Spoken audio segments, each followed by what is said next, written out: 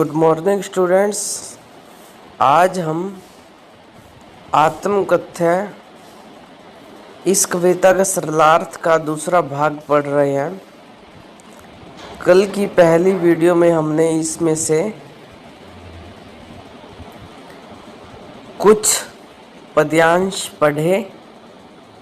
आज हम शेष पद्यांश पढ़ रहे हैं।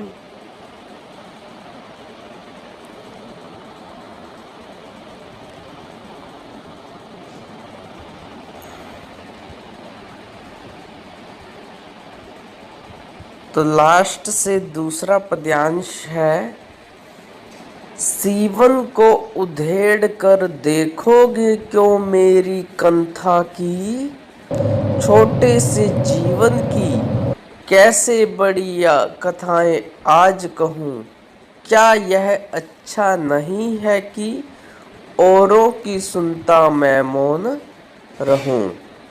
तो यहाँ तक चलेगा ये पद्यांश। तो इन पंक्तियों में कवि ने स्वयं को मौन रहने का संदेश दिया है, क्योंकि पिछले पद्यांश में हमने पढ़ा कि कवि ने एक लोगों से अपील की थी कि वो उस कवि के जीवन की जो सीवन है, सिलाई है, उसको उधेड़ कर क्या देखना चाहते हैं। जीवन रूपी गुदड़ी में अब कवि के शेष कुछ भी नहीं है। इसलिए आज कवि कह रहा है कि छोटे से जीवन की कैसे बड़ी कथाएं आज कहूं, कि आज इस समय में अपने छोटे जीवन की और बड़ी बड़ी कथाएं मैं कैसे कह दूं, जिनको कह पाना कवि के लिए संभव नहीं है इस आत्मकथ्य में। तो फिर अगली पंक्ति में कवि क्या कहता है कि क्या यह अच्छा नहीं है कि मैं दूसरों की सुनता रहूं, औरों की कहानियां सुनता रहूं और मैं स्वयं मौन रहूं या चुप रहूं। उपयुक्त पंक्तियों में कवि पूछ रहे हैं कि मेरे अंतर्मन रूपी गुदड़ी की सिलाई को उधेड़ कर उसके भीतर तुम क्या देखना चाहते हो, क्योंकि वहां तो कवि ने सिर्फ अपनी मधुर पुरानी यादों को सजो कर रखा है। कवि आगे कहते हैं कि मेरा जीवन बहुत छोटा सा है, उसकी बड़ी बड़ी कहानियां मैं कैसे लिखूं, अर्थात मेरे जीवन की कहानी जानकर तुम क्या करोगे, क्योंकि इस छोटे से जीवन में मैंने अभी तक सुनाने लायक कोई बड़ी उपलब्धि हासिल नहीं की है जो मैं तुम्हें सुना सकूं। कवि आगे कहते हैं कि ज्यादा बढ़िया रहेगा कि मैं मौन रहकर, चुप रहकर, बड़ी शांति के साथ अन्य लोगों की कहानियों या आत्मकथाओं को सुनता रहूं। नेक्स्ट है, सुनकर क्या तुम भला करोगे मेरी भोली आत्मकथा, अभी समय भी नहीं है सोई थकी है मेरी मौन व्यथा। लास्ट में कवि फिर प्रश्न कर रहा है सभी लोगों से कि तुम कवि की भोली आत्मकथा को सुनकर भला क्या करोगे, उससे क्या पाओगे, तुम्हें क्या लाभ प्राप्त होगा।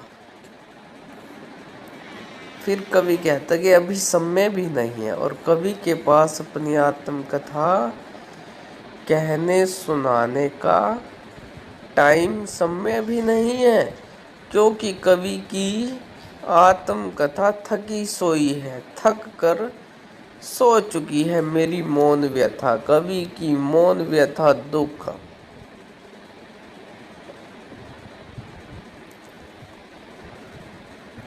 तुम मेरी आत्मकथा सुनकर क्या करोगे, क्योंकि मेरी आत्मकथा बहुत ही सीधी व सरल है, उसमें कुछ ऐसा खास नहीं है, या मैंने अभी तक कोई ऐसी उपलब्धि हासिल नहीं की है जिसे पढ़कर किसी को खुशी मिलेगी या पढ़ने में किसी की कोई रुचि होगी।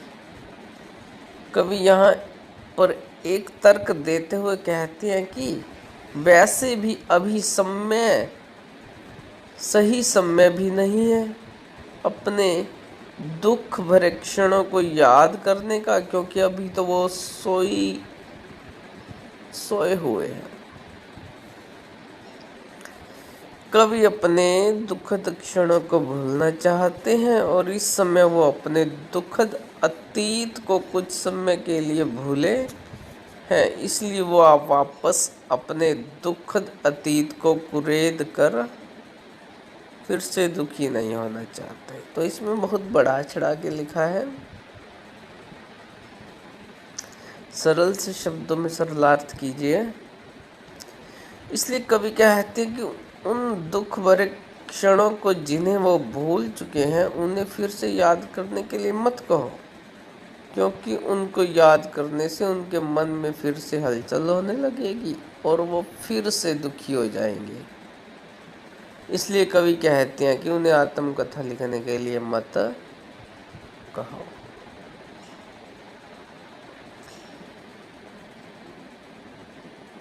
इस पद्यांश के सभी सरलार्थ हो चुके हैं, जिनको आपने अपने नोटबुक में लिखना है आज। कल हम इसी काव्य के प्रश्न उत्तर करेंगे। Powered by PK Star 007. Powered by PK Star 007.